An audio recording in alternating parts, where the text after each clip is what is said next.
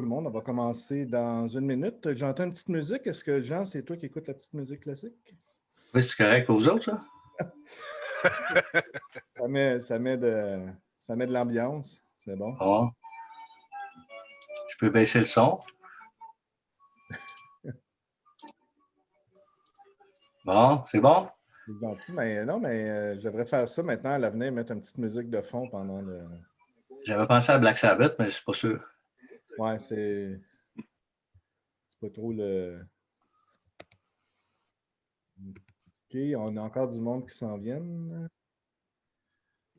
Un petit peu.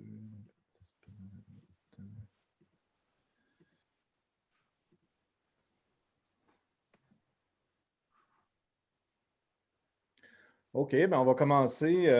Bienvenue au jeudi de la photographie. Bonsoir Gaétan, bonsoir Daniel. Comment ça va, les amis? Ouais, ça va bien, toi? Ben oui, ça va bien. Ça fait longtemps qu'on a fait ça, les jeudis de la photographie. On a pris une petite pause pendant l'été. Oui, une pause de plusieurs mois dans les faits. Puis on avait eu quand même une bonne participation, ça allait bien. Là, au printemps, on a revu quelques éléments quand même parce qu'on voulait améliorer le produit le plus possible. On a eu quelques recommandations. Mais je suis content qu'on soit de retour. Ben oui, si vous me permettez, les amis, je vais juste commencer, faire une petite introduction avant. Oui.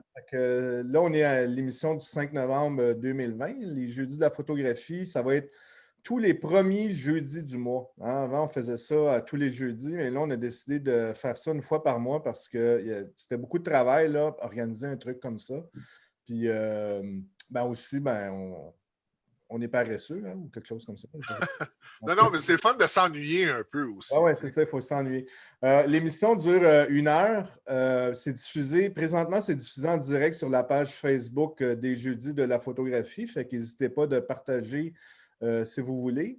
Puis aussi, l'émission est enregistrée, puis elle va être accessible plus tard sur YouTube. Quand vous joignez au jeudi de la photographie, vous voyez vos micros sont éteints. C'est parce qu'on veut éviter une certaine cacophonie dans le monde. C'est comme on a fait avec Donald Trump. Hein? On éteint les micros, puis comme ça, vous... On l'entend pareil. Mais si au cours de l'émission, quelque chose, vous avez une question, que ce soit notre invité ou à moi ou à Gaétan ou à Daniel, n'hésitez pas d'utiliser là, le petit chat là, pour poser vos questions, puis on va pouvoir donner les questions là, à l'invité, puis tout ça. Là aussi, l'autre truc que je vais dire avant de laisser la parole à Gaétan, il va y avoir un petit questionnaire qui va apparaître pendant l'émission, qui va vous poser une question, puis à la fin de l'émission, on va prendre un petit 5 minutes, puis on va faire une petite discussion avec vous. Fait que selon les réponses et tout ça, si vous avez des commentaires à dire à propos de la question du mois, ben ça serait super le fun vous avoir. Gaétan, ça va bien? Oui, ça va bien, toi? Ben oui, ça va bien. Tu as quelque chose à nous dire aussi par rapport à l'émission? Là? Oui, bien sûr. Ben écoutez, voilà exactement un an, je mettais en branle la confection d'une petite publication. Dans le jargon de la photographie, on appelle ça un zine. Donc, c'est une petite publication sur mes photographies au Stenopé que j'ai réalisées et que j'ai imprimé. Donc, c'est imprimé sous la forme de ça ici. Donc, ça s'appelle Une question de temps. Tout simplement parce que, évidemment, la photographie au Stenopé, ça prend beaucoup de temps d'exposition. Donc, de là le titre. Et il me reste une copie. Donc, je vais faire tirer cette copie-là parmi ceux qui nous écoutent ce soir ici sur Zoom. Donc, si jamais vous voulez courir la chance de gagner une copie de mon zine, tout ce que vous avez à faire, c'est dans la section clavardage. Vous n'avez tout simplement qu'à taper votre adresse de courriel. Et de cette façon-là, je procéderai au tirage suite à la rencontre de ce soir. Et je tirerai au hasard un des courriels et je rentrerai en communication avec vous pour vous faire parvenir la copie de mon petit zine sur mes photographies au Stenopé. Excellent. Puis moi, j'aimerais ça faire une petite note aussi parce que j'ai déjà eu un commentaire de gens. Les Jeudis de la photographie, c'est pas une émission juste sur la photographie argentique ou de film. Je veux juste le mentionner parce que moi Gaétan puis Daniel, on est passionnés beaucoup par le film, photographie, film, tout ça, mais on parle bien sûr de d'autres genres d'appareils aussi, là, puis d'autres genres de photographie. Ce n'est pas juste photographie à film. T'sais. À part Gaétan, là, mais en tout cas. Ouais, ben, peut-être pas pour longtemps, en tout cas. On en parlera tantôt.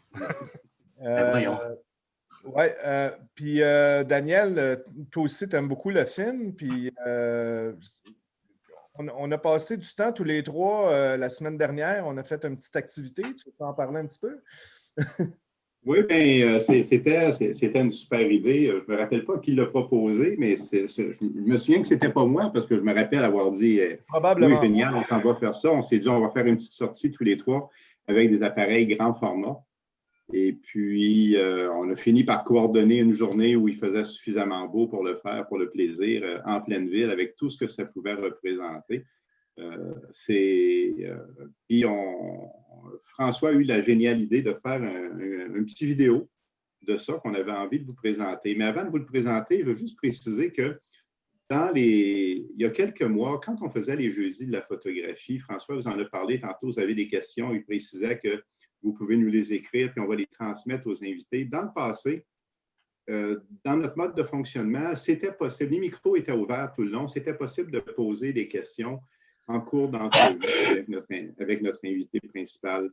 On a changé un peu les choses. On va garder une période de questions à la fin complètement de l'entrevue, mais ce qu'on veut s'assurer, c'est que ça tienne quand même, que l'entrevue se déroule bien. Alors, puis que ce ne soit pas trop cacophonique, effectivement, comme François le dit. Donc, vous gardez vos questions un peu pour la fin, vos commentaires, ou sinon, vous pouvez nous les écrire, puis nous, on va poser des questions. Bien sûr, c'est sûr, on est obligé de faire une certaine sélection quand il y en a trop. Alors, voilà pour la précision. Good. Le petit vidéo que je vais présenter, on a fait ça la semaine dernière, il y a 2 semaines. On est allé faire une petite balade. Ouais, 2 semaines, ouais. Ouais. Puis, alors, là, c'est la première fois, moi, que je présente une vidéo comme ça là, à partir de Zoom. La qualité ne sera peut-être pas super écœurante. Là, ça ne sera pas du HD full Dolby stéréo, mais la vidéo va être accessible à partir de 8h15 sur Facebook. Fait que je vais vous mettre le lien là, pendant que la vidéo va jouer là, pour ce que vous pouvez aller voir la vidéo là, sur Facebook. Pas Facebook, sur YouTube, excusez-moi. Sur YouTube, oui. Alors, on va partir ça tout de suite.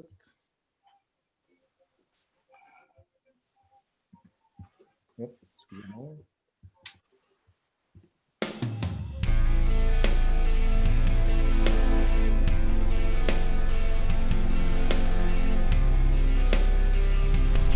Où ton grand format, là?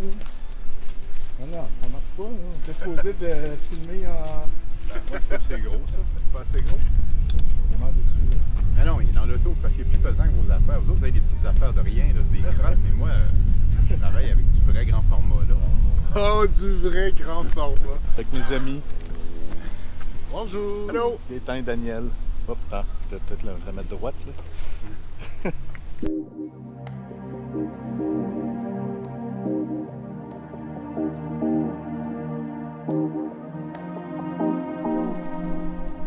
me semble que c'est petit un peu comme caméra, Gaétan, tu trouves pas?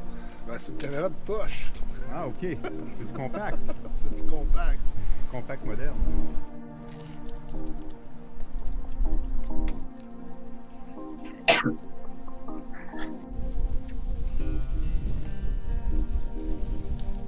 Delta Ilford Delta 100. OK.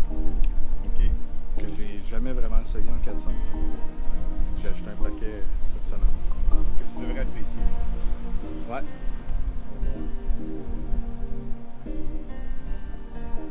Agfa APX.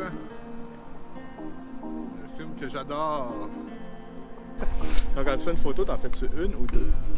Habituellement, je vais en faire une. Surtout une scène comme celle-là ici, c'est assez simple. Fait que je vais en faire juste une. Mais si j'ai une condition de lumière qui est plus compliquée ou quoi que ce soit, là, souvent, je vais faire une deuxième en backup. Là, souvent. Comme que j'ai juste 6 shots aujourd'hui, j'en ferai pas.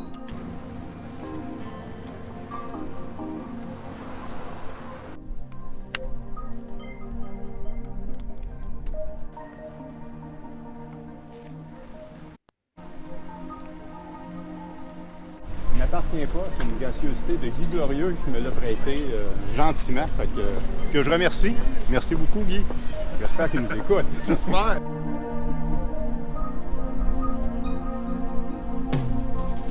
Alors là, j'ai choisi de travailler à F45. Je veux une vitesse extrêmement lente.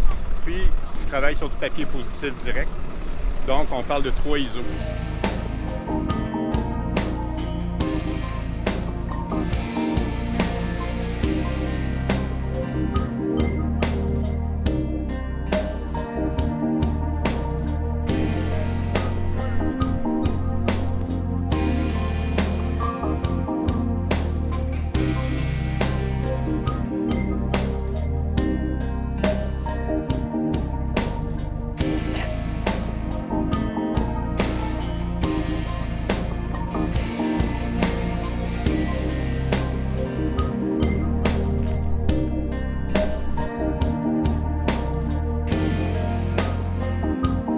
Bon, ben c'était le fun, c'est un bel après-midi. Ouais, mais ça. Belle petite Très marche. agréable. Ouais, on va chacun développer nos photos de notre côté.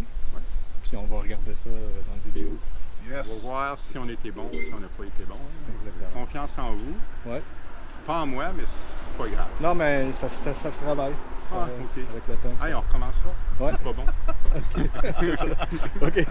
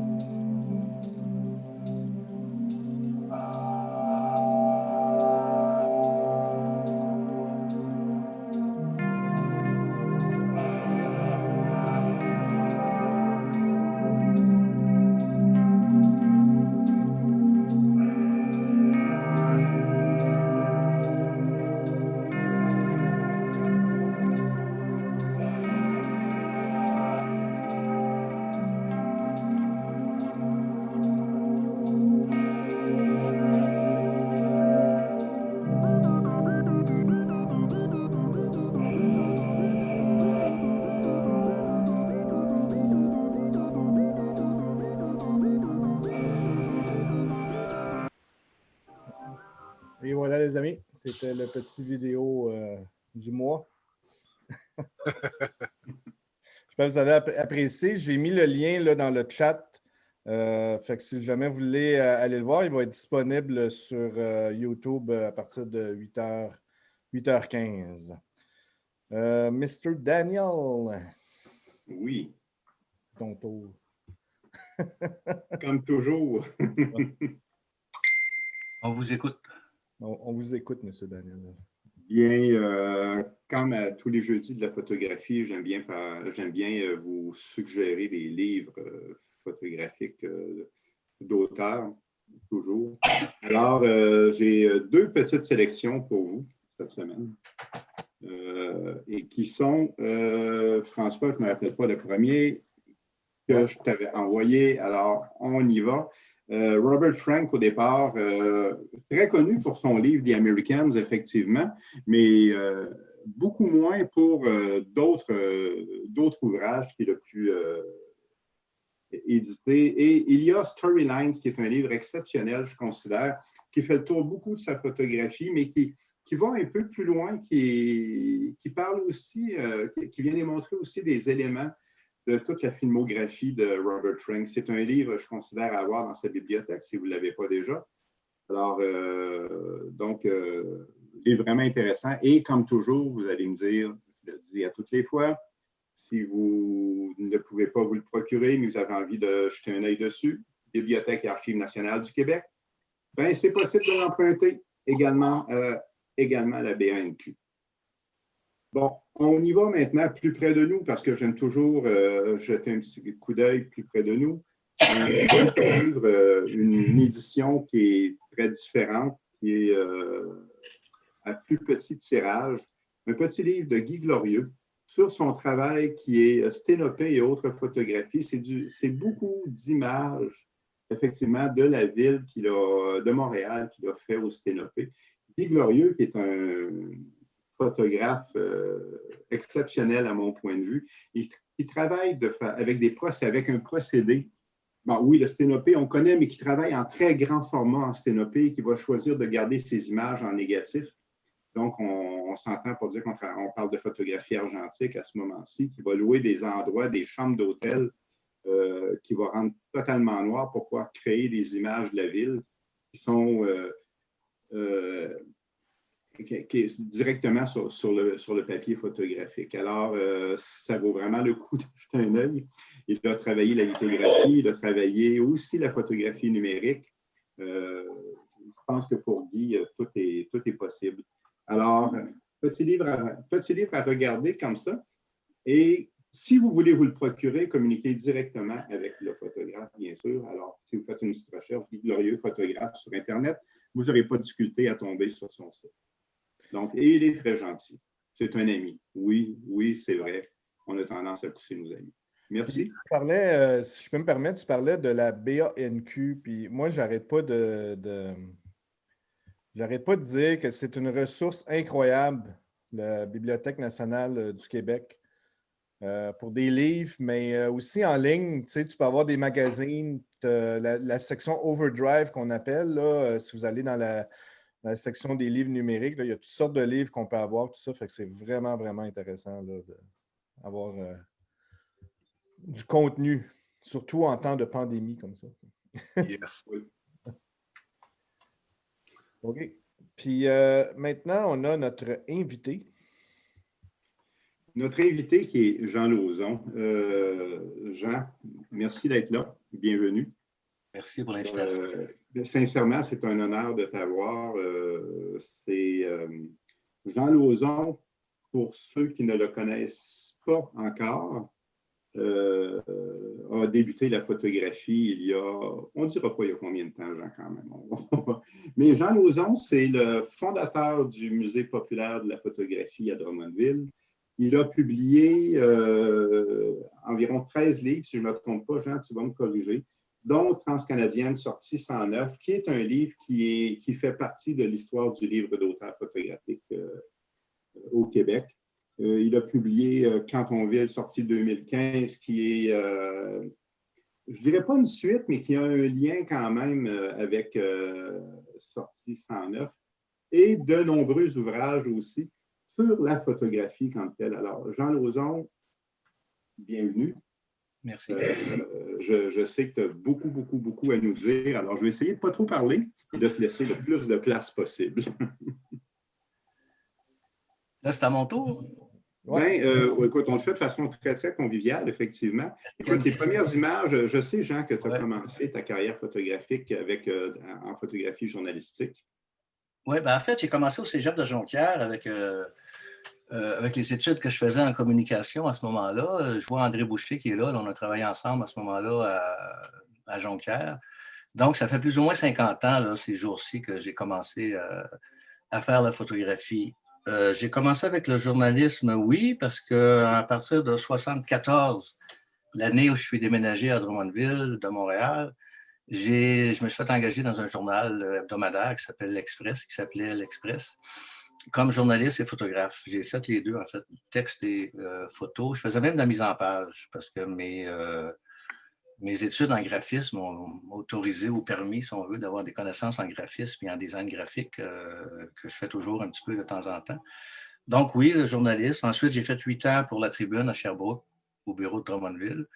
Ce qui fait qu'effectivement, il y a des photos qui relèvent du photojournalisme dans celles que tu as choisies, je pense. Oui, c'est dans les premières images qu'on a choisies qu'on va regarder aussi. Un peu rapidement, ce ne sont pas les images qu'on va commenter nécessairement, mais ce sont des images qui nous permettent quand même de voir un peu au travers de la partie de l'histoire peut-être culturelle et politique du Québec que tu as traversé puis que tu as eu la chance de photographier, de documenter comme ça.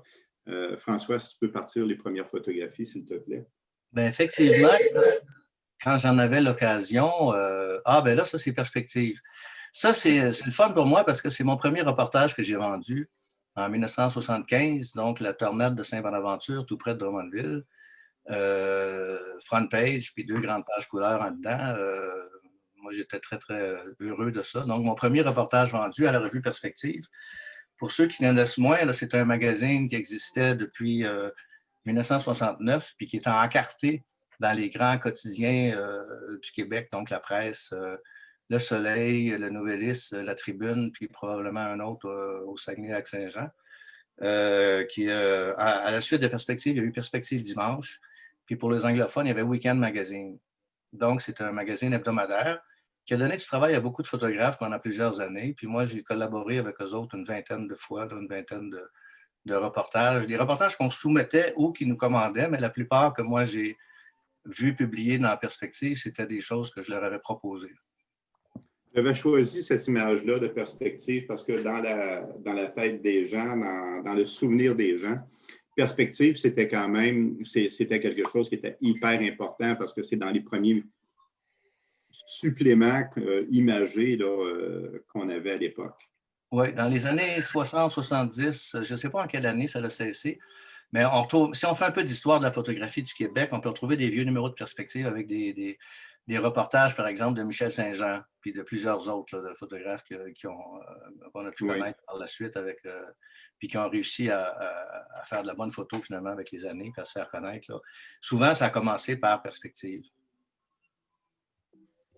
Autrement, les portraits qui vont suivre, ben, c'est dans le cadre de reportages que je faisais, comme Armand Vaillancourt, il était à un vernissage où j'avais été invité à faire des photos à Valcourt. C'est un vernissage de Vittorio, une grande exposition de ses affiches.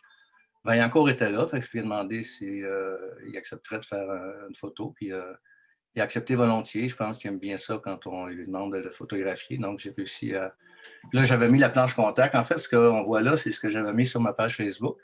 Mais je trouve ça intéressant pour ceux qui n'ont pas connu ça, les planches contact, mais ça n'est une illustration, même si aujourd'hui, avec le numérique, on a l'équivalent, les petites photos qui peuvent se découper sur un écran pour aider à faire son choix final. Donc, un portrait de Armand Vaillancourt. Bien sûr, Céline Dion, moi, personnalité. Ben, ça montre un peu le nombre d'années depuis quand je fais de la photo. Ce sont toutes des photos prises à Drummondville. Là, à gauche, c'était le but. C'était le but de ma sélection. Hein? C'était le but de ma sélection. Oui. Mais celle de gauche, elle avait 14 ans, je pense. Elle était venue chanter pour la fibrose kystique ou je ne sais pas trop quoi dans une école à Drummondville. Ensuite, c'est un autre passage à Drummondville. Puis la troisième, celle de droite, c'était un essai qu'elle faisait au Centre culturel. Parce que les villes comme Drummondville, puis d'autres moins importantes là, comme Montréal ou Québec, servent souvent de salles pour essayer de l'éclairage ou pour essayer des spectacles, pour roder des choses. Puis de toute façon, c'est Céline Dion, mais j'en ai vendu une à un magazine de Toronto là, par l'intermédiaire d'une agence de photos, fait que ça m'a rapporté des sous un petit peu. Puis celle avec sa dentition de jeunesse, je la trouve intéressante. Ouais. On roule rapidement au travers de tes photographies de la période journalistique parce que je sais que... L'élection 76, Robert Bourassa, René Lévesque, on voit un peu... dit rapidement, là, peut-être un peu le caractère des deux personnages qui sont très différents finalement en termes de caractère. Donc, René Lévesque à droite, il s'en allait prendre l'hélicoptère, mais tout le monde il serrait la main, fait qu'il se dépêchait, puis il bougeait. Puis Robert Bourassa, c'est une photo qui a été publiée dans Crow, la revue Crow. Là, ah oui? Parce qu'il fait sa prière ou quelque chose du genre. Je me souviens pas de ce qu'il avait écrit à côté, là, mais en tout cas, il est en pleine prière finalement. C'est l'élection 76, ça. On peut passer à une autre, peut-être. Ah, ça, c'est... Mais écoute, l'image était trop amusante. Puis, Oui, ça, c'était un souper de la Chambre de commerce, puis je l'avais projeté. J'avais pris plusieurs photos téléobjectifs. Puis Perspective avait publié, d'ailleurs, cette photo-là, oui, mais toute la série de photos que j'avais faites de René Lévesque avait été publiée par Perspective sur 2 grandes pages couleurs, là, finalement. C'est une photo inusitée de René Lévesque. Puis, bien sûr, la scène culturelle. Oui, Claude Éveillé à Drummondville pendant une conférence de presse là, où il avait annoncé un spectacle. C'est des années 70 aussi. Là. Donc là, je me rends compte qu'il fumait, mais en tout cas, voilà. Claude Éveillé. Mais ça vient démontrer une toute autre époque aussi à laquelle les gens se cachaient pas. Oui. Puis des fois, par les vêtements aussi, on voit que les vêtements ne sont pas les mêmes, les grands cols comme ça de chemise, là, en tout cas. Mais en tout cas, Claude Éveillé, oui. Il y a quelques photos comme ça de personnages importants de l'histoire politique et ou culturelle du Québec. Pierre Bourgault, Ça, c'était une visite au cégep à Drummondville. Je l'ai pris comme ça en passant. Mais j'aime assez cette photo-là. Là, ça fait partie. C'est pas c'est pas ça que je mettrais dans un portfolio pour montrer mon travail personnel, mais ça fait partie des choses que j'ai faites là, durant ces années de journalisme-là. Ça met beaucoup la table sur tes débuts en photographie, je pense, Jean, mais ce n'est pas... on voit ici Yvon Deschamps, on est toujours dans la même lignée, mais on sait très bien que l'essentiel de ton travail, c'est pas ça. Mais mon travail personnel, c'est pas ça, mais ça en fait partie quand même. Là. Il y a plusieurs tiroirs aux travaux personnels. Je ne pense pas qu'il y ait un photographe qui se priverait de faire des portraits s'il peut faire des portraits ou qui se priverait de faire une nature morte si ça lui tente de faire une nature morte, etc. Mais moi, ce que je préfère le plus, qu'on va voir peut-être après, c'est la photographie de rue ou la photographie de voyage, finalement, qui est plus mon dada personnel. Là. C'est sur ça qu'on va s'attarder principalement, ça, puis la rédaction, effectivement. Oui. Allons-y. Ouais, excusez-moi. Des fois, je ne suis pas vite. Là. On a la misère avec François. Raymond Lévesque aussi. C'est encore à Drummondville, un spectacle qu'il était venu donner dans une boîte de nuit. Là, puis je suis allé le voir dans sa loge. Puis je lui ai demandé pour faire le portrait, puis accepter. Puis avec son chapeau, les gens... là, on tombe dans d'autres choses. Là. Là, on va arriver dans tout à fait autre chose, mais on va attendre un peu pour la suite, François, s'il te plaît. Ouais. Parce que dans les faits, écoute, tout ça t'amène à... Oui, on a ça qui arrive à un moment donné, sorti 109, on est dans de la photographie de rue, mais dans tout ton processus, il y a aussi un élément hyper important, c'est qu'une bonne journée, tu regardes ça, tu jettes un regard aussi sur ton travail personnel. Je pense que sorti 109 en fait partie, un livre que tu as réalisé en collaboration avec Normand Rajot, mais tu as aussi toute une partie de ton travail qui a pour but aussi de parler de la photographie, de démontrer un peu qu'est-ce que c'est la photographie. Je pense que tu aimes la photographie au sens très large, tu aimes aussi les photographes. Et de là, la naissance, à un moment donné, la fondation du Musée populaire de la photographie à Drummondville. Oui, il y a beaucoup de choses à ce que tu viens de dire. Transcanadien sorti en 9, ça a été publié en 1978. Par les éditions OVO, magazine OVO dans ces années-là, qui est assez important pour la photographie au Québec. Drummondville, j'arrive ici, moi, en 1974. Je rencontre Normand Rajot et Pierre Rondeau, qui faisait partie du groupe qu'on avait formé, qui s'appelait Prisme. Pierre a quitté le projet Transcanadienne sortie 109 en cours de route, donc on l'a poursuivi à deux, pour le publier finalement en 1978, comme je le disais tantôt, après plus ou moins 3 ans là, de prise de vue. Bon, la deuxième partie de ton intervention parlait de... Oui, effectivement, je m'intéresse à plusieurs facettes ou plusieurs aspects de la photographie. Mon travail que j'aime le plus, c'est la photographie de rue et de voyage, mais j'aime beaucoup la théorie sur la photographie, ce qui m'a fait faire des études universitaires avancées dans ce domaine-là. Et le musée de la photo, c'est le hasard et un peu les circonstances. C'était en 2002, donc on voyage un peu vite dans le temps, mais pourquoi pas. C'était en 2002, je revenais d'un voyage en Europe de presque 1 mois où j'avais visité des musées, des galeries, des maisons de la photo, donc en France, en Suisse, en Italie, en France, donc le musée Nicéphore Niepce qui m'avait beaucoup inspiré pour faire le musée populaire de la photographie. Puis c'est dans l'avion en revenant que je me suis dit, à ce moment-là, j'avais 49 ou 50 ans, je ne sais plus trop. J'avais l'impression que j'avais fait le tour un peu de beaucoup de choses que je pouvais faire en photographie. J'avais fait l'université. Puis là, je me disais, pourquoi pas, après tout ce que j'avais visité par ailleurs, pourquoi pas un musée? Puis pourquoi pas à Drummondville, c'est là où j'habitais. J'aurais été à Saint-Lambert, ça aurait été à Saint-Lambert. J'habitais ici, donc c'était ici. Donc l'idée est venue pour me trouver quelque chose à faire, puis parce qu'il n'y en avait pas, puis parce que ça me donnait l'occasion d'exposer des photographes, de rencontrer des photographes, de poursuivre un peu ce que je faisais à l'université en termes peut-être de colloques, de réunions, de vernissage, de discussions, de publications, parce qu'on a publié un petit peu certaines choses au musée. C'est un peu ça l'idée avec le modèle du musée Nicéphore Niepce à Chalon-sur-Saône que j'ai visité 2 fois là, depuis ce temps-là. Donc, un musée où on exposait à la fois des photos et des appareils photos. Donc, pas que des photos, comme certains musées peuvent le faire, et pas que des appareils, comme d'autres musées peuvent le faire, mais les deux. Donc, en 2002, j'ai amené l'idée à Drummondville, puis en 2006, on a ouvert. Fait que ça a pris 4 ans là, de discussion, de tractation, de conviction, etc., avant de pouvoir ouvrir en février 2006. Et Jean, si je ne crois pas me tromper, mais tu me corrigeras, un projet que tu as porté sur tes épaules pendant ces années-là de façon totalement autonome. Les 4 premières années? Oui. Les 4 premières années, oui, mais il a fallu... il y a des avocats qui m'ont aidé parce que ça prenait des papiers légaux, ça prenait une incorporation, ça prenait... Bon. Il y a un architecte qui m'a aidé parce que ça prenait des plans. Puis bon, j'avais des amis quand même autour de moi. Là. Mais c'est moi qui l'ai porté sur mes épaules, oui. Mais c'est moi aussi qui, par la force des choses, c'est comme ça qu'il faut fonctionner. Je suis allé chercher les ressources nécessaires pour mener tout ça à bon port.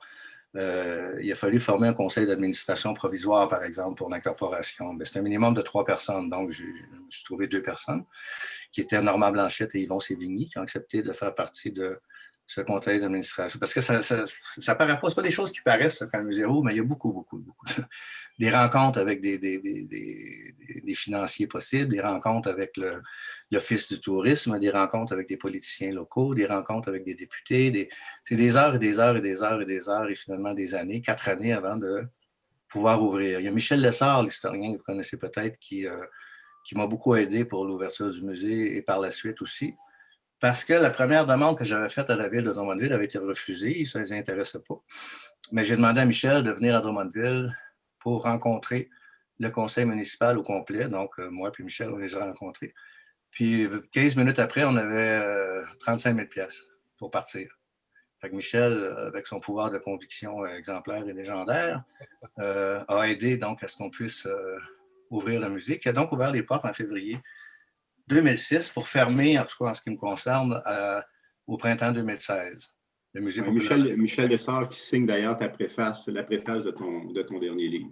Oui. Mais Michel, j'ai collaboré avec à l'université aussi parce que Michel avait le projet, là, je remonte en quelle année, donc 1991-12, faire un livre sur l'histoire de la photographie à Montréal, l'histoire de Montréal et l'histoire des photographes à Montréal.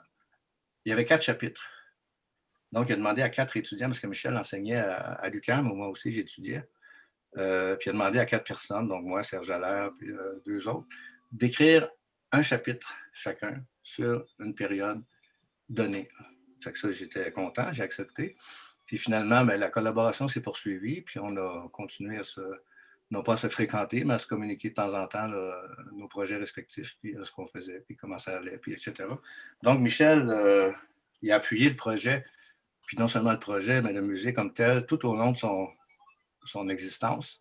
Il a assisté à presque tous nos vernissages, il venait à nos activités bénéfices, il a fait de la promotion dans les journaux, des lettres ouvertes, etc. Donc, Michel Lessard, c'est une figure majeure là, pour la promotion du musée, puis pour beaucoup plus que ça, là, la promotion de la photographie au Québec et ailleurs. Là. D'ailleurs, éventuellement, on a un projet de faire une histoire de la photo au Québec. Mais là, on verra, là, ça fait des années que ça... On a un plan, on a une table des matières, mais on est juste là pour le moment. Mais on peut dire, en tout cas, Jean, que tu es excellent pour mettre en lumière les gens qui ont mis des choses de l'avant. Moi, je veux dire que toi, tu en as mis des choses de l'avant pour bien des photographes et pour la photographie au Québec. Bien, c'est gentil. Puis, je suis certainement pas le seul à apprécier tout ce que tu as fait dans tout ça. Puis le musée en fait effectivement partie. Bien, ça a été une belle aventure. C'est 14 ans de ma vie, hein, puis voilà. Là, on va revenir un peu à ton travail personnel, parce que Jean Lauzon, oui, il fait bien des choses, il écrit des choses, c'est un écrivain, c'est un penseur, mais c'est un photographe également. Et puis, qu'on revienne un peu à ton travail, mais à ton travail personnel, qui est beaucoup ton travail, ta photographie de rue. Alors, on a vu tout à l'heure, on a parlé de sortie 109, on arrive à sortie 2015. J'ai choisi de mettre ces 2 livres-là bout à bout, effectivement, parce qu'il y a un lien. Peux-tu nous parler un peu de tout ça? Oui, en fait, sortie 2015, entre les 2, il y a eu Drummondvillois en 1987. Fait que finalement, on avait, donc j'ai participé avec Sortie 109 avec Normand et Pierre Rondeau à un portrait de Drummondville des années 70, avec Sortie 109, avec Drummondvillois, qui est un peu plus modeste, mais quand même un portrait de Drummondville des années 80. Puis avec Sortie 2015, un portrait de Drummondville des années 2010-15. Fait que ça forme une espèce de trilogie là, sur ce que j'ai photographié, ce que j'ai pu aller chercher à Drummondville pour montrer une image, de mon point de vue, bien évidemment, de la ville de Drummondville. Pour Sortie 2015, j'ai pris exactement le même graphisme puis la même Drummondvillois qui se situe entre les deux en 87. Pour Sortie 2015, j'ai pris donc la même, pas la même mise en page, mais le même graphisme, le même format, la même reliure, à peu près les mêmes teintes de gris pour la couverture que Transcanadienne Sortie 109 pour faire le rappel donc entre les deux, pour les deux extrêmes, si on veut, de la trilogie en question. C'est un regard assez sévère sur Drummondville parce qu'en ces années-là, 2014-2015, j'étais en pleine déconfiture de musée. J'avais un peu de rancœur, j'avais beaucoup d'amertume. Donc, je ne me suis pas gêné. Si les gens prennent la peine de lire l'introduction, ils vont se rendre compte que j'avais des choses à dire, puis je les ai écrites tout simplement. Dans un esprit de Drummondville, 3 points de suspension. Mais c'est un ouvrage qui est réellement intéressant, Drummondvillois. C'est un ouvrage qui est qu'on sent qui vient aussi, c'est un regard de l'intérieur. Ça, c'est évident. C'est ce qui fait certainement l'intérêt de ce livre-là, Jean. Qu'est-ce que tu entends par regard de l'intérieur? Ben, de l'intérieur de Drummondville, c'est pas quelqu'un qui est débarqué à Drummondville, c'est quelqu'un qui y vivait, okay, c'est quelqu'un qui le regardait, c'est quelqu'un qui est en train de parler de son environnement, de l'environnement dans lequel il vivait, mais de façon assez intime. Ouais. Depuis des années, c'est ce qu'on sent dans Drummondvillois. Puis dans ce sens-là, 2015, Sortie 2015, Normand, il me faisait remarquer que, contrairement à Transcanadienne Sortie 109, où que ce n'était que des photos, disons, extérieures. Dans Sortie 2015, il y a des intérieurs. Donc, il y a des photos à l'intérieur de mon appartement, par exemple, ou à l'intérieur de l'appartement de mes amis. Il n'y a pas que de l'extérieur. Donc, je me suis mis un peu plus en scène que dans les précédents, si on veut. Fait que de ce sens-là, il y a le double sens de photographie, non pas d'intérieur, mais du point de vue intérieur. Peut-être qu'on s'éloignait un peu du photojournaliste, au fond, puis qu'on se rapprochait davantage. Mais là, on embarque plus dans le documentaire. Ouais, moi, quand j'enseignais, pour simplifier peut-être, mais je parlais de photographie de presse, c'est-à-dire une photo avec un texte éventuellement. Ensuite, je parlais de reportage, c'est-à-dire plusieurs photos avec un texte. Puis ensuite, de documentaire, ça veut dire beaucoup de photos. Puis peut-être un petit peu de texte. Fait que Sortie 109 puis Sortie 2015, on n'est plus dans le photojournalisme, mais on est plus dans le documentaire. C'est-à-dire c'est quelques dizaines d'images, si on veut, pour montrer et désigner, pour moi, c'est 2 termes qui ont un sens particulier, mais important, une réalité. Donc, une photo de presse, souvent, tu as une photo, tu as un texte qui se complète, qui s'accompagne, Reportage, tu as quelques photos avec un texte ou 2. Puis documentaire, là, le nombre peut s'allonger indéfiniment, finalement. Fait que moi, quand j'enseignais... La destination n'est pas la même. Oui. Puis le temps pour le faire non plus. Hein. Moi, je n'ai fait du journaliste, puis tu avais des deadlines, puis il fallait que ça rentre. Puis j'ai développé des films en 10 minutes en imprimant la photo après 5 minutes, puis l'envoyer mouiller là-bas. Parce qu'il fallait que ça sorte. Le deadline était là. Moi, j'ai déjà envoyé des textes avec la machine là, sur le téléphone. C'est quoi le nom? Je me souviens pas du nom, en tout cas.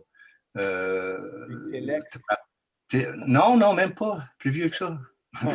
Wow. Plus vieux que ça. Oui, parce que j'étais à la tribune, puis il y avait le deadline le dimanche soir.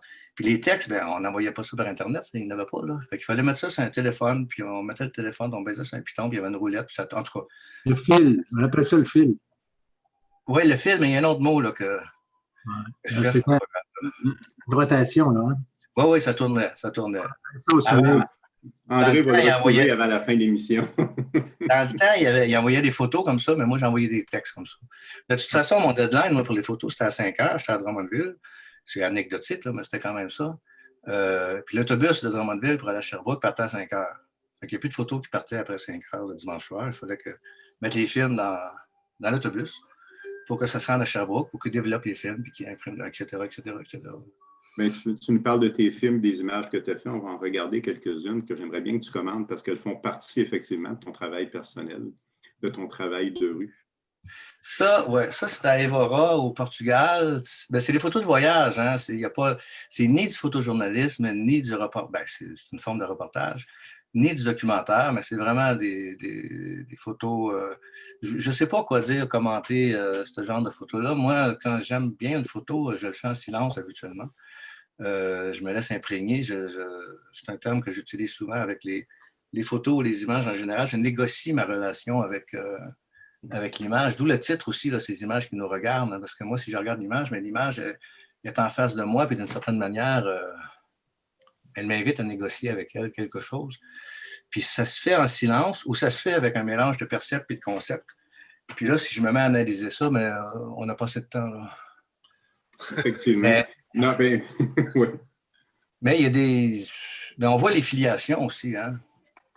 Ça, c'est à Drummondville, c'est près du logement de ma conjointe. Parce que je fais de la photo presque tous les jours. J'essaie d'en faire au moins une correcte par jour. Puis de temps en temps, il y en a une qui peut sortir du lot. Ça, c'est des enfants qui prenaient une marche d'école ou qui arrivaient de l'école. Je ne sais pas finalement. Mais je trouvais ça sympathique là, de les voir marcher comme ça. Puis, ça, c'est Drummondville encore. Celle-là, bien, évidemment, composition, etc. Là. Mais moi, je ne parle plus tellement de photos en termes de cadrage puis de composition. Là, c'est des lieux communs. C'est un minimum. Hein, il faut que ça soit idéalement bien composé puis bien cadré. Sinon, on passe à d'autres choses. Mais celle-là, je la trouve particulièrement intéressante au niveau géométrique. Puis, ça, c'est une de mes préférées. C'est au Musée d'Orsay à Paris en 1995, je pense. Là, il y a une histoire, mais ce n'est pas une histoire contextuelle, ce n'est pas le contexte. C'est que la photo nous montre un enfant qui est comme endormi, mais qui, dans la vraie vie, donc ce qui est désigné, est vivant, même s'il dort, alors que la statue, qui est en principe inerte, on dirait qu'elle s'éveille à quelque chose. Donc, il y a une espèce de paradoxe là, ou de contradiction à ce que fait la statue et ce que fait l'enfant. Puis, la main à droite, qui est une rime formelle avec la main qui est à gauche, puis le coude de la statue, puis le coude de l'enfant, etc. Ce sont toutes des rimes formelles là, qui font en sorte que tout ça se tient. Puis moi, personnellement, ben, j'aime pas que la photo, j'aime les arts en général, puis l'histoire de l'art en général aussi, puis la peinture, puis le dessin, puis les sculptures, etc. Tout ça me fascine presque autant que la photographie. Ça aussi, c'était à Évora, au Portugal, un groupe de personnes âgées sur un banc qui voient bien que je fais une photo. Là, on le voit aussi quand les gens savent que tu fais la photo. Ça, c'est plus récent un peu, mais c'est une marche. Hein, c'est difficilement appeler ça autre chose. Ça fait partie de mes... Parce que, bon, Daniel, il me disait que je photographiais beaucoup des enfants. Je ne sais pas. J'ai jamais fait de décompte. Il y a des adultes, il y a des enfants, il y a des personnes âgées. Je fais un peu de paysage de temps en temps, des natures mortes à l'occasion. Puis des animaux. J'aime bien les chiens et les chats, là. Malgré toutes les niaiseries qui peuvent passer sur Facebook, de temps en temps, on peut faire quelque chose d'intéressant, je pense, avec des animaux morts ou vivants. Voilà un qui est plutôt décédé. Ce qu'on se rend compte dans ton œuvre, Jean, c'est que c'est un regard sur à peu près tout ce qui se présente sous tes yeux. Oui, parce que ça, celle-là, la tête d'orignal, si c'est un orignal, c'était au garage, puis j'étais en train de mettre de l'essence dans mon auto, puis il y a une auto qui arrive avec ça sur l'auto. Fait que là, ben, il suffit d'avoir l'appareil photo pas loin, puis on fait la photo. Moi, je ne cherchais pas cette journée-là à nécessairement photographier des têtes d'animaux sur des autos. Mais c'était là, donc je l'ai photographié. C'est pour ça, entre autres, que ben, des fois, je n'en fais pas de photos, mais j'ai toujours, ou à peu près toujours, un appareil photo avec moi. Soit qu'il puisse arriver quelque chose, ou il n'arrive rien, mais on peut voir quelque chose que... Bon, ça, c'est plus banal, mais c'est quand même drôle un peu. Là. Il y a des gens qui aiment ça, ce genre de photos-là. Ouais, on voulait mettre un peu d'humour quand même. Ben oui. Puis moi, ça me fait penser à du Elliott Erwitt. Oui, il y a un peu de ça. Ben, il y a beaucoup de mes photos, ben beaucoup, je ne sais pas, mais on sent quand même des influences, c'est clair. Ouais. Mais le chien, quand il m'a vu, il s'est réfugié là. Fait que, il est comme dans son temple avec les deux colonnes qui le protègent. Là. Ah, ça, c'est un peu plus étrange. Ça, c'est à Lausanne, en Suisse, au Parc olympique, où il y a les bureaux chefs là, de l'organisation olympique. Je trouvais ça étrange comme sculpture. Puis, Ben, je l'ai photographié. L'arbre à gauche, l'arbre à gauche, il a à peu près la même forme que la tête plus ou moins coupée à droite. Puis tout ça est bien... c'est toutes des lignes courbes. Celle-là, j'apprécie plus en silence, finalement, que... Ben, je pourrais en faire l'analyse. Faire une analyse, c'est 80 pages, juste la description. Là, fait qu'on n'a peut-être pas le temps. Bien, on sait, Jean, que c'est un domaine dans lequel tu excelles.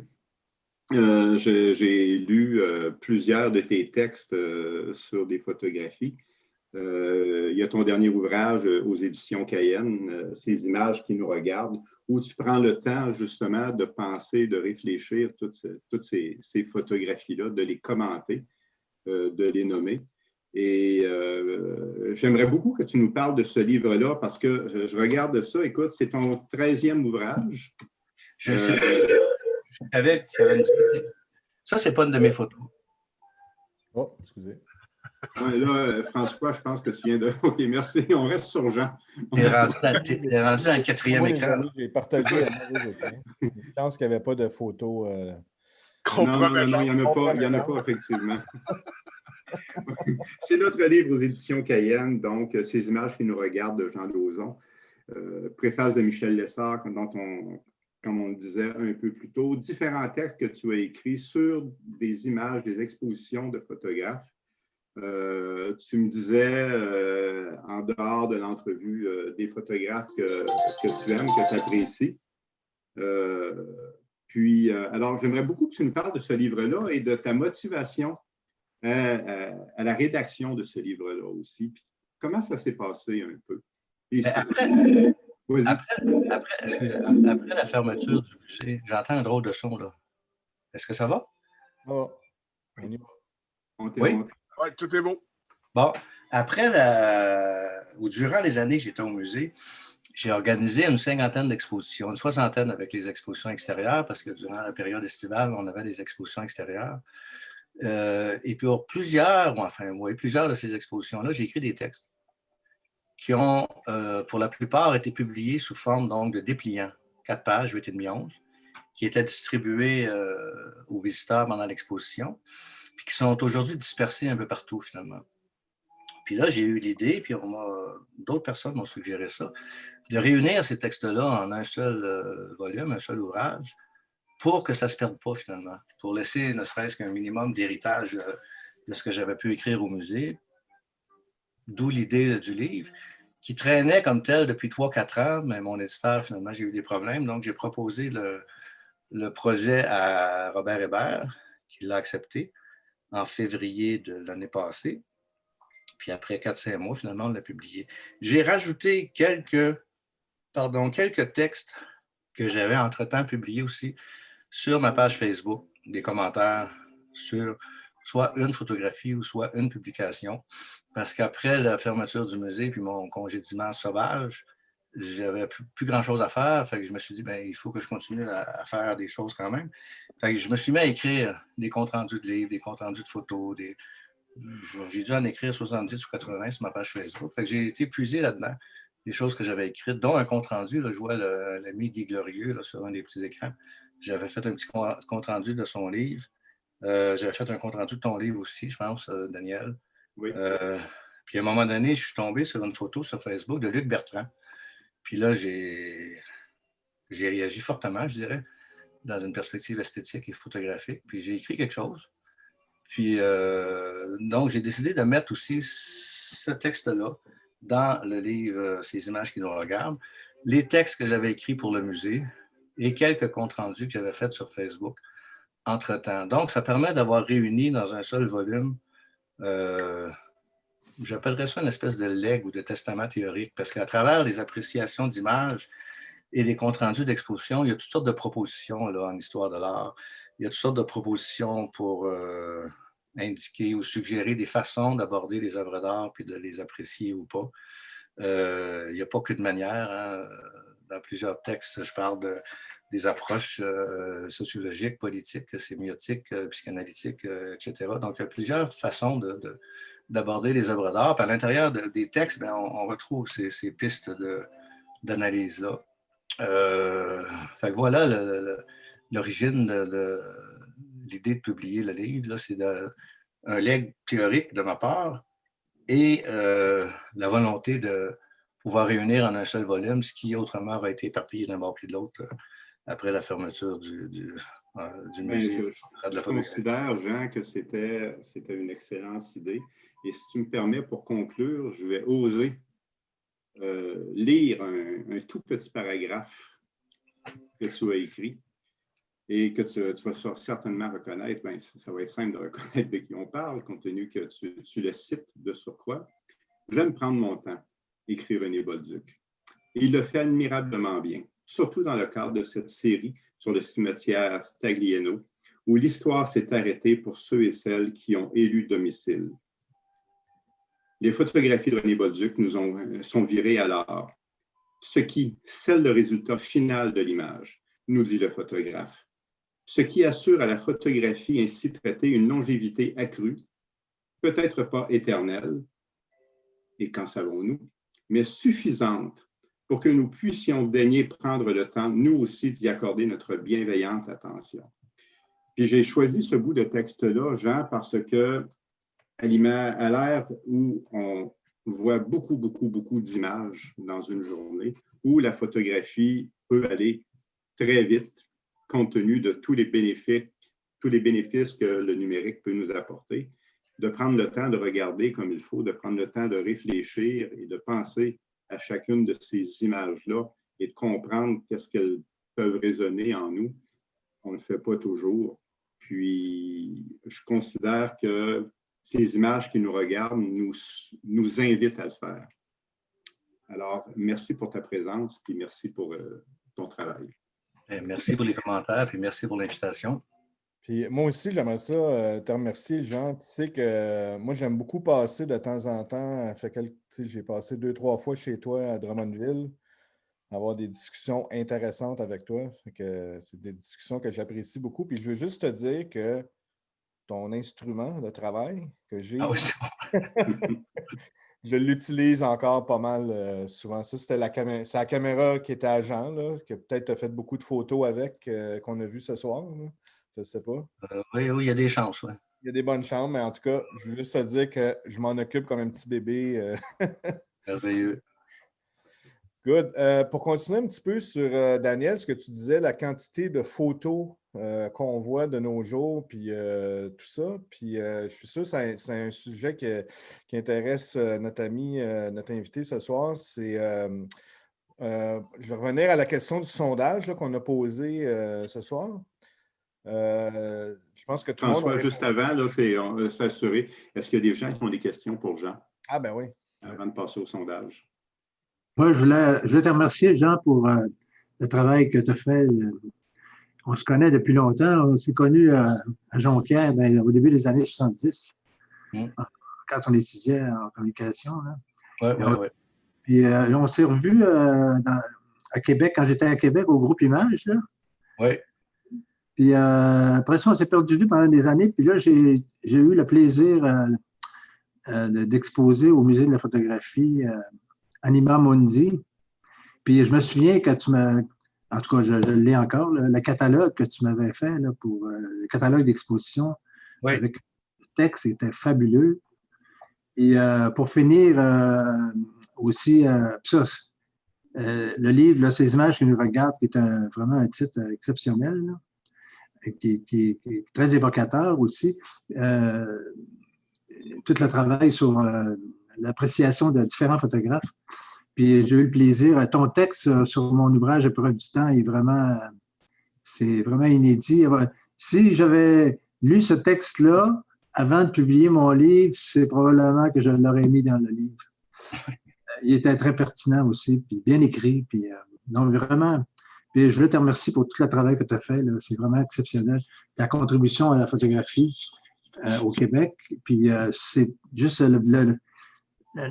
la parenthèse de la manière qu'ils t'ont évincé du musée, c'est vraiment scandaleux, là, vraiment, à mon avis. Là. C'est dur, ça a dû être un moment difficile pour toi, mais moi, en tout cas, j'étais un de tes supporters loyaux. Voilà. Merci, Jean. Merci, André. Ça fait plaisir à entendre. Puis effectivement, ça a été dur quand ils m'ont congédié, mais bon, il a fallu que je me revire de bord et que je me remette à faire d'autres choses. Mais ça a pris 2-3 ans de déprime là, avant que ça recommence à prendre vie. J'imagine. C'est comme ça. C'est pour ça que je me suis mis à écrire des comptes rendus puis des choses, puis je m'obligeais à sortir puis aller faire des photos, puis essayer d'en faire une bonne de temps en temps, puis etc. Là. Mais puis là, il y avait ce livre-là, puis il y a d'autres livres. Hein, toi, tu en as un qui s'en vient, là, fait qu'on a hâte de voir ça aussi, puis etc. Là.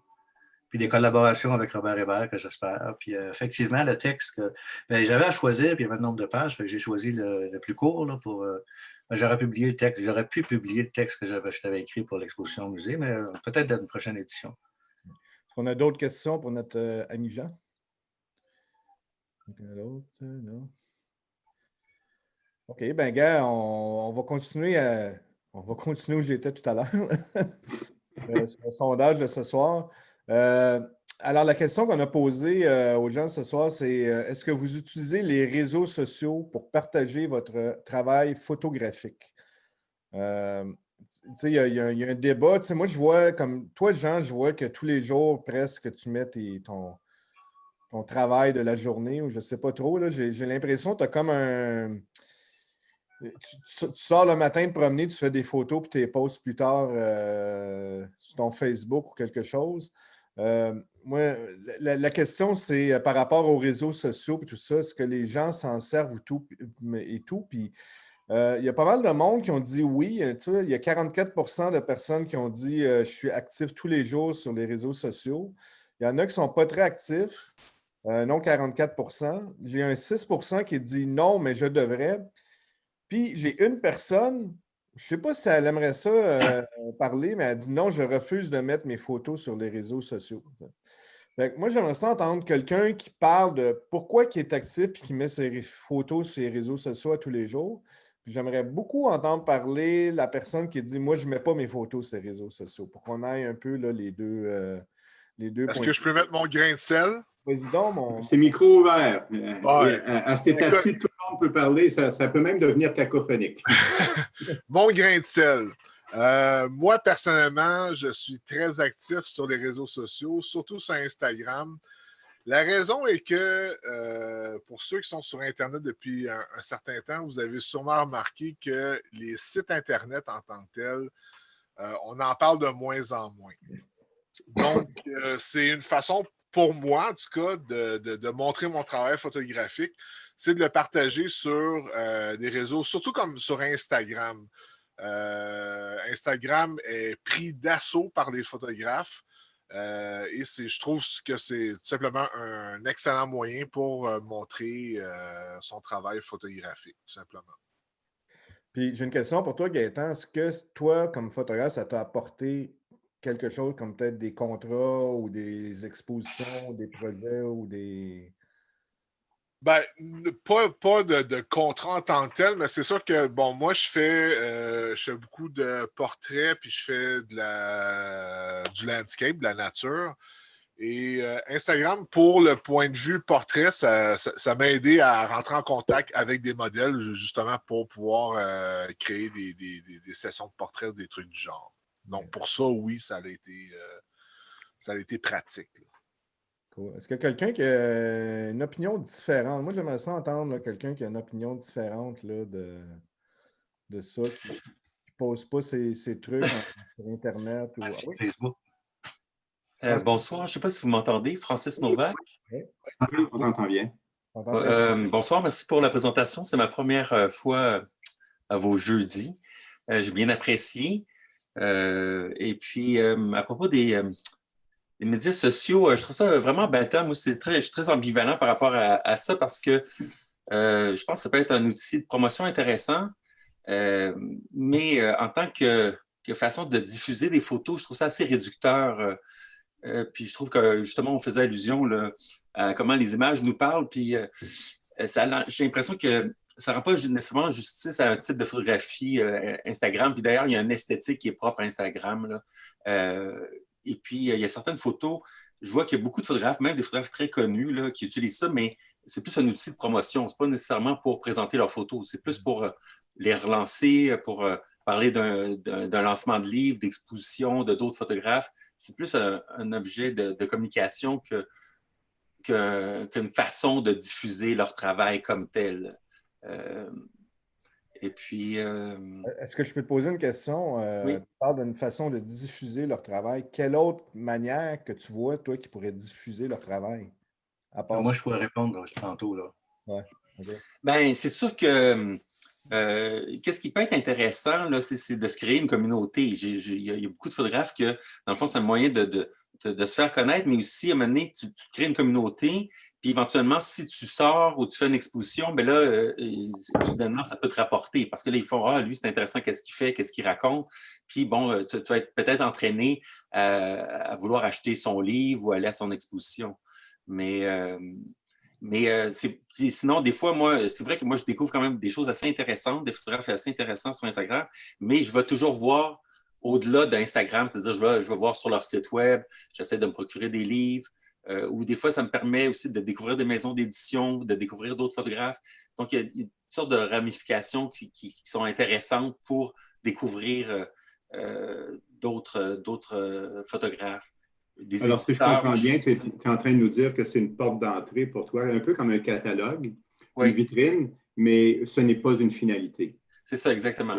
Je pense qu'il faut utiliser plusieurs réseaux sociaux. En tout cas, moi, je ne suis pas vraiment un master là-dedans, mais il y a des gens qui sont capables d'utiliser Facebook, Instagram, puis de tout relancer ça. Puis, parce qu'il y a bien des photographes, des fois, super connus, puis tu vas voir, puis dans le fond, c'est des photos de famille ou des choses assez banales. Il y a quand même Stephen Shore qui fait des trucs. Mais lui, il a tout le temps un peu expérimenté. Mais des fois, c'est décevant. Il y a des photographes que tu aimerais voir. Par la force des choses, tu vas par là, mais après, tu vas vers un site web. Mais moi, je trouve ça tellement réducteur de consommer la photographie par l'écran. Puis moi, je trouve que c'est super important que ça se manifeste par un objet physique, que ce soit un livre ou des prints. Ah oui, c'est sûr. Que ça se matérialise d'une manière ou d'une autre. Et moi, je trouve ça très réducteur. Des fois, on voit des photos, c'est comme de l'architecture. Tu vois des photos d'architecture, c'est super séduisant, puis finalement, quand tu arrives dans le building, c'est pas intéressant. C'est un peu ça aussi. Là.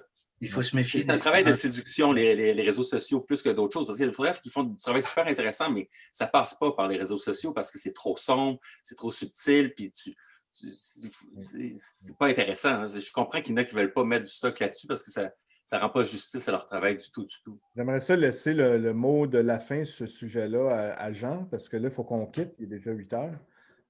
Jean, j'aimerais ça avoir ton opinion, toi, en quelques mots. Oui, bien, il a bien résumé, là, Francis. Oui, ça sert de tremplin, finalement, Facebook. Puis moi, en ce qui me concerne, ça sert de... Bien, surtout en période de pandémie où on ne voit personne, là, de dire, bon, je suis encore vivant, je suis encore là, je fais encore des photos. C'est sans prétention, finalement. Moi, c'est rare que je mette une photo sur Facebook puis dire, j'espère que, je ne sais pas, moi, le moment va me l'acheter ou je ne sais pas quoi. Ça n'a pas rapport, c'est rien du tout. Mais ça sert de tremplin. Puis oui, moi aussi, d'ailleurs, on pourrait commenter comme ça toutes les expositions de photos qui font à l'extérieur, là, sur des grands panneaux. Puis c'est pas des photos, c'est des reproductions à l'image de panneaux publicitaires, etc. Ça permet d'avoir accès à des images. Mais moi, je suis de la génération là, où j'aime bien voir des originaux. Donc, des photos, l'objet photo authentique et non pas virtuel sur Facebook ou simplement une copie comme sur des panneaux publicitaires qui nous montrent des photos parce qu'ils veulent faire des expositions de photos puis qui ont des budgets culturels puis qui veulent montrer que des conseillers municipaux s'occupent de la culture, puis etc., alors que ça ne veut rien dire à un moment donné. Là. Puis le livre, tu parlais de diffusion de photos, le livre, mais c'est cher, c'est compliqué, c'est long. Puis les gens sont de plus en plus, j'ai l'impression, dans le virtuel. Mais moi, j'aime encore beaucoup avoir les deux mains dans la boîte, puis jouer dehors. Là. Je veux dire, il faut que ça soit... il faut jouer avec l'authentique. Mais Facebook est là. Ça permet de dire aux autres qu'on est encore en vie, puis de montrer un peu ce qu'on fait, puis de partager, puis de se faire dire « j'aime ta photo de temps en temps », ce qui n'est jamais désagréable. Puis si quelqu'un n'aime pas ça, tu peux enlever son commentaire. En tout cas, tu as un certain contrôle sur ce que tu fais. Puis moi, sur Facebook, je mets des photos, mais je les enlève aussi. J'en mets, j'en enlève, j'en mets, j'en enlève. Là, je commence à en avoir trop, je vais en enlever encore. Mais ça peut servir Daniel, je ne sais pas ce qu'il disait tantôt, là, de porte ouverte ou de... moi, j'utilise un tremplin. Pour aller ailleurs, tu pars de là, puis un peu comme tu sembles l'indiquer, là, à partir d'une photo, si tu l'aimes, tu vas voir ailleurs. Ouais. Tu cherches dans Google, c'est qui? As-tu publié? Je vais acheter son livre. C'est comme ça que les choses se passent. On ne peut pas tomber... Moi, je suis tombé sur Luc Bertrand comme ça, pas littéralement, là, sur une de ses photos sur Facebook. Mais j'en ai demandé, il m'a envoyé 2 tirages. Fait que ça m'a permis d'avoir 2 originaux imprimés sur du vrai papier de Luc Bertrand. Ça m'a permis d'écrire sur son travail. Puis lui, ça lui a fait plaisir. Puis ça le fait connaître un peu plus, etc. Là. Le musée, en fait, il servait à ça un peu dans le temps. Là. Ça a fait connaître des photographes. Puis les gens qui venaient là, ils venaient voir des originaux. Là. Ils venaient pas voir des copies imprimées sur du plexiglas ou je ne sais pas quoi. Là. En tout cas, moi, j'en mets parce que... C'est un sujet qu'on pourrait parler pendant de nombreuses heures. Peut-être qu'on pourrait passer... Non, on n'est pas obligé de faire une thèse de doctorat là-dessus non plus. Là. Non, mais ça peut être intéressant pour François, je te laisse pour la thèse. On sait que tu l'as déjà. Ouais. Si tu permets, François, j'ajouterais, moi, personnellement, tout ce que vous avez dit, oui, je le comprends, là, et c'est bien, mais j'ajouterais, personnellement, à l'âge que je suis rendu, la plupart des photos que je mets sur Facebook, parce que j'ai beaucoup d'archives, là, il y a ce que vous avez dit, mais surtout, en grande partie, c'est des photos qui ne seront jamais dans les livres éventuels que je vais faire, ou des expositions généralement que je vais faire, mais ils ne seraient jamais partagés, ces images-là. Puis, je veux dire, c'est un élan de générosité, dans le sens que, tu sais, j'ai plein de photos de René Lévesque, mais je ne ferai pas des livres avec ça, en tout cas, pour le moment. Là. Mais ceux que j'ai sélectionnés déjà pour mon prochain livre, je ne les partage pas. Je les garde en exclusivité en grande partie pour le livre. La seule façon que tu vas pouvoir les voir, c'est d'acheter le livre. Mais le reste, sinon, ça tomberait complètement dans l'oubli, tout ça, là, tu sais. Bien, André, ce que tu veux nous dire, là, puis on va clore là-dessus, mais ce que tu es en train de nous dire, c'est ce que Francis a dit tout à l'heure, c'est ce que Jean a dit, et je partage votre opinion à tous. C'est plein de nuances, tout ça, je crois. Moi, je fais partie du 6 % qui a dit non, mais je devrais peut-être.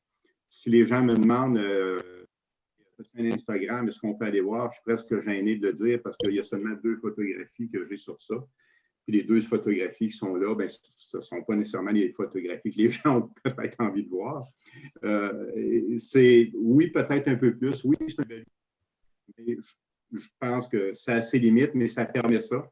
Moi, j'ai découvert des tas de photographies hyper intéressantes qu'André a fait, des tas de photographies très intéressantes que Jean a fait, que François a fait, tout ça. Puis s'il n'y avait pas eu ça, je ne les aurais pas vus, mais ce n'est pas une finalité, ce n'est pas une œuvre photographique au sens propre, c'est comme l'œuvre photographique dans le catalogue de distribution consommateur. Tu exagères.